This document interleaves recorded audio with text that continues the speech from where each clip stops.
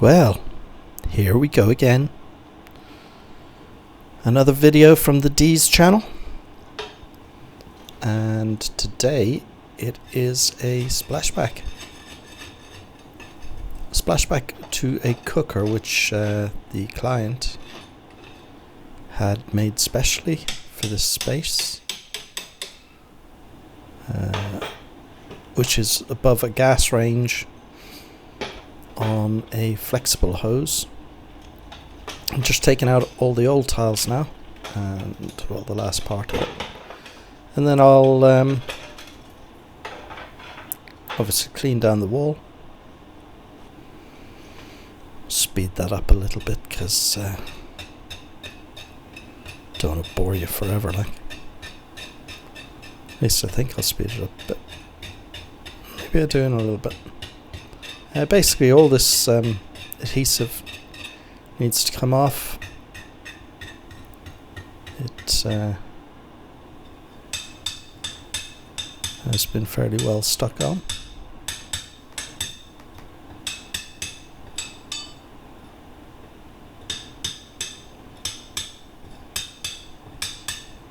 But I need to really prep the wall with a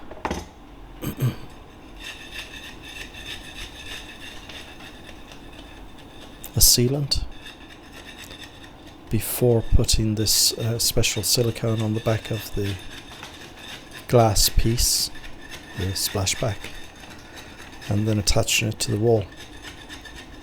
So just to explain, I've taken off all the tiles that were there. I did all the tiling on the brick slips up to that point.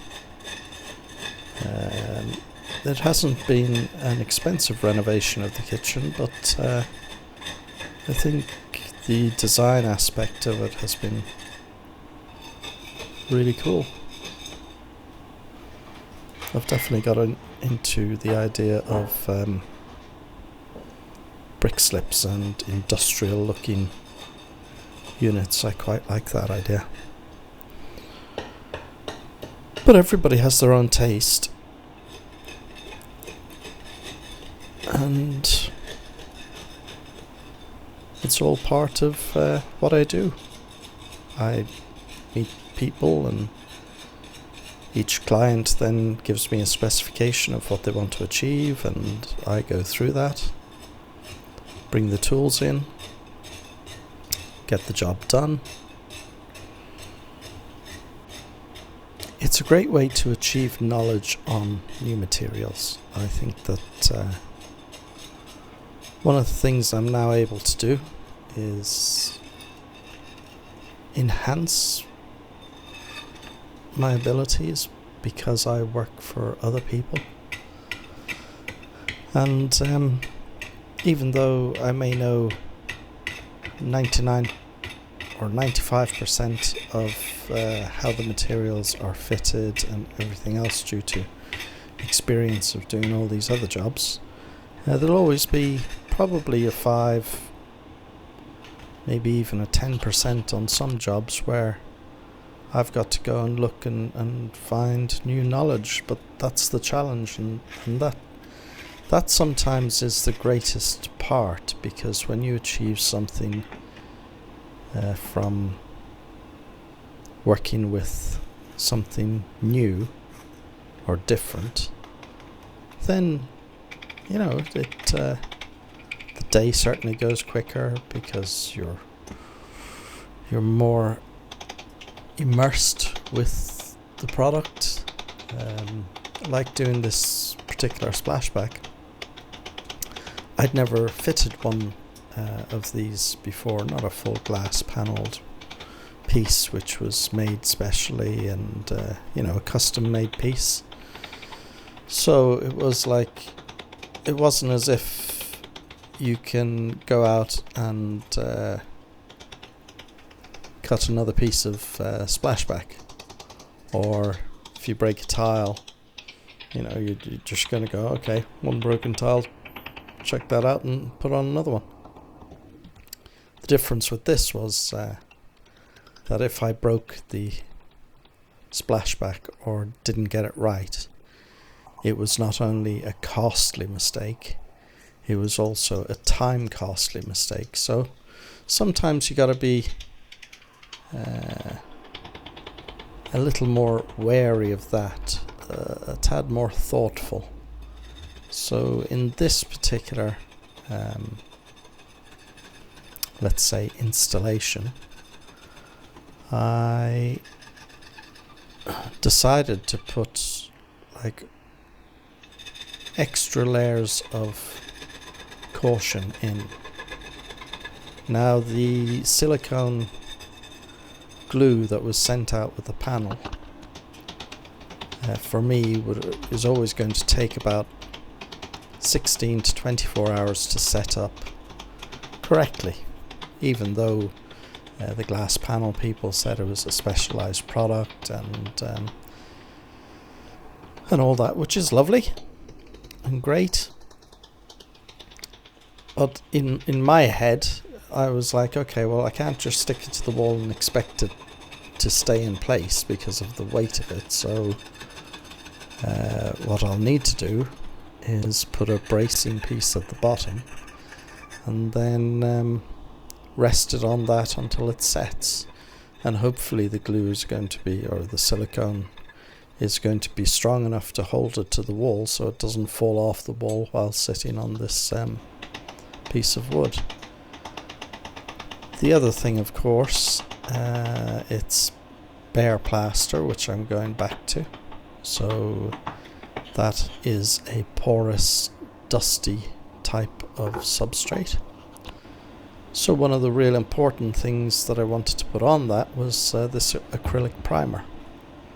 And all you do is you can dilute it slightly, or you can put it on neat. So I put it on neat, and of course then let it dry off. And after the right amount of time, it's fully soaked into the wall. But what it does is it primes the wall ready for an adhesive or a glue, and the adhesive or the glue isn't then attached to a layer of dust.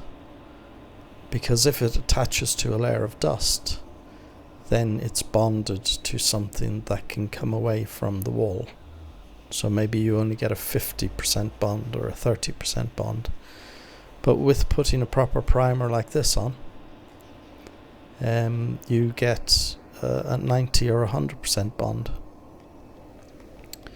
So it's clever stuff, and it's down to all the things which you learn as a tradesman, which is preparation is key. If you don't have your preparation right, then that's where it fails. And most failures come from either something not planned properly or stages that are missed in a process. But I had a good think about this before I was doing it,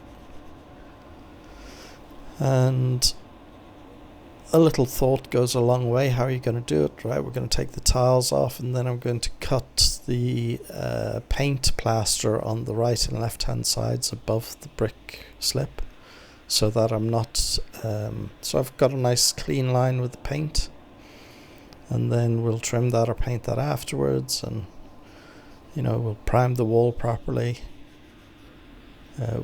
But you can only guess what's underneath the tile. I mean, it could have been really smooth, nice plaster.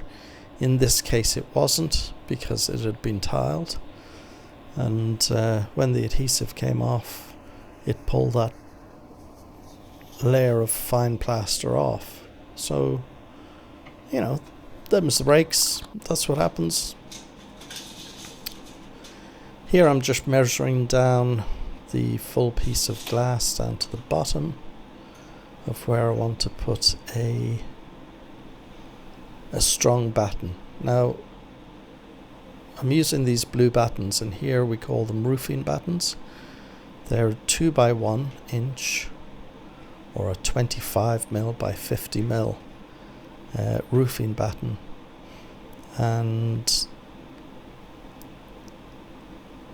they're basically made to take a heavy slate tile or a rosemary tile over here in the UK. Good strong timber, usually fairly straight. They have been dipped in wood preserver. They're blue.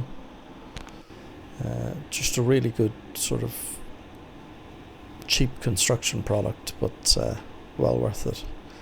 And what I'm doing here is I'm just piloting 4 holes, and then I've marked that line 5mm down from the actual height of the piece of glass that I'm putting in. The reason why I do that is it gives me a little bit of wiggle room for the glass to go in, and then I can use small little wedges just to wedge it in place off the batten, instead of trying to get the batten absolutely 100% on the line. The wedging system underneath between the glass and the batten just allows me to maneuver that easier.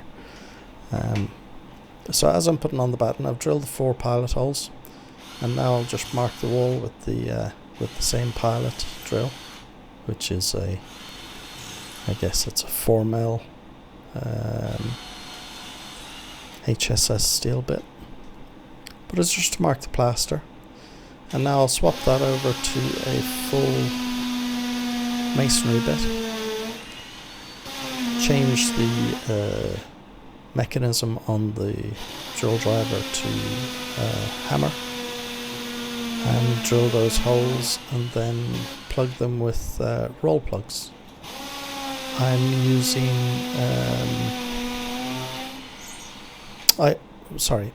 I use Fisher wall plugs, and they are excellent.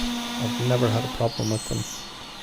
I even recommended to the electrician, and he was like, yeah, these are amazing. You pay a bit more for them, but it takes all that sort of worry off your mind that maybe one's going to fail, and then you have to take the whole batten off and take out the failed roll plug and put in another one. So the gear that you use is always important. Like I said, Fisher roll plugs and Spax screws. So now I'm just putting the screws in far enough so that they go through the wood, but not like fully through. It's just easier to line up on the roll with the roll plugs as you're putting it against the wall. This is obviously with my dear old impact driver, which I find amazing. And then I offer up the timber to the wall, belt in the screws with the impact driver, making sure it's on the line.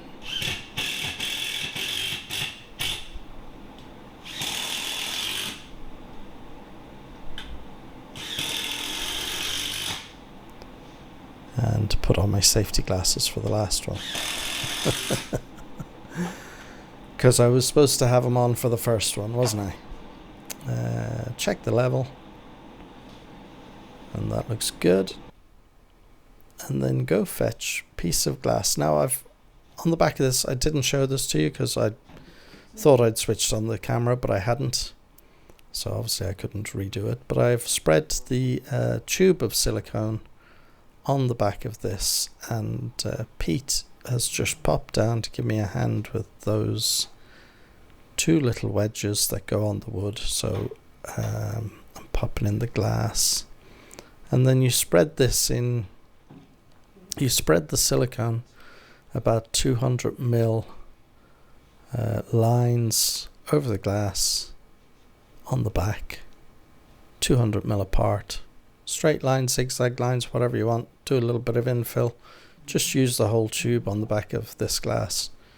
You get one go Don't put it where you're going to put your hands when you lift the glass.